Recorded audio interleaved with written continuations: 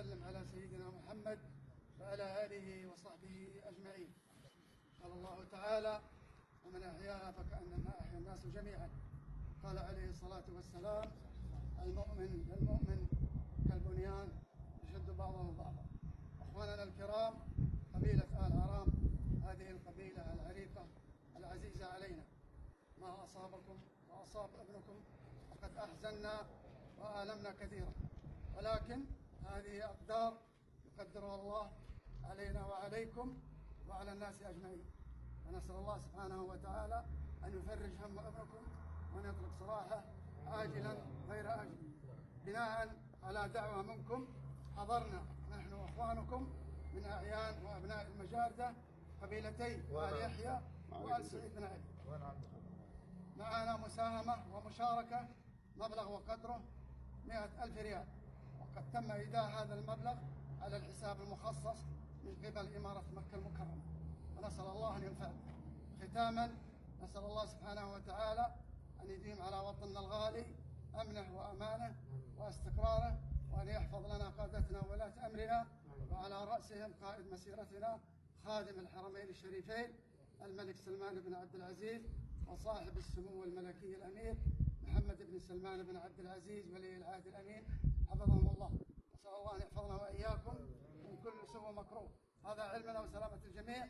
صلى الله وسلم على سيدنا محمد وعلى آله وصحبه أجمعين. سالمين، حياكم الله يا شيخ سعد، الله يحييكم أنت ومن حضر معك من قبيلة آل يحيى، ومن حضر من عقال وأعيان قبيلة آل سعد بن آل سعيد بن علي.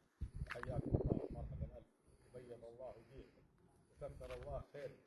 وقفتم معنا في هذا الموقف نجيب روسكم، وقفتم معنا سعيا ومشاركة في عتق رقبة ابننا إبراهيم بن محمد الباكر، وقفتم معنا وفاء لأخوانكم قبيلة آل العراق ولقبائل بارق عام.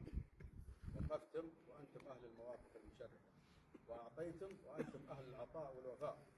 وموقفكم المشرف هذا وعطائكم مثمن ومقدر عند أخوانكم قبيلة آل العراق. كلم الشيخ ووفى، وباقي الخير ما ينقطع، باقي رجال اعمال وناس متاخرين يجي الخير. الله يبارك فيك اخوان اعزاز وغالي، عدل على جميل يا شيخ، عدل على جميل يا شيخ، عدل على جميل يا شيخ، تعني لنا الشيء الكثير والله. باقي رجال اعمال الله عز وجل، الله يحييكم، الله يبارك فيك، الله يبارك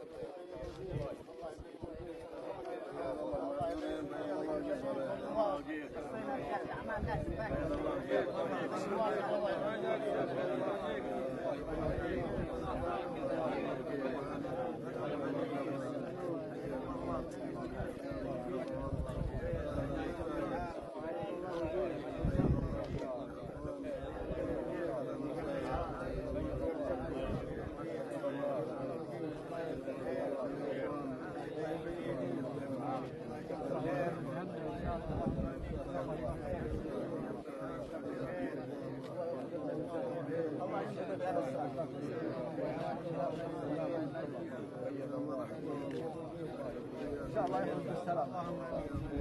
الله يخرج بالسلام.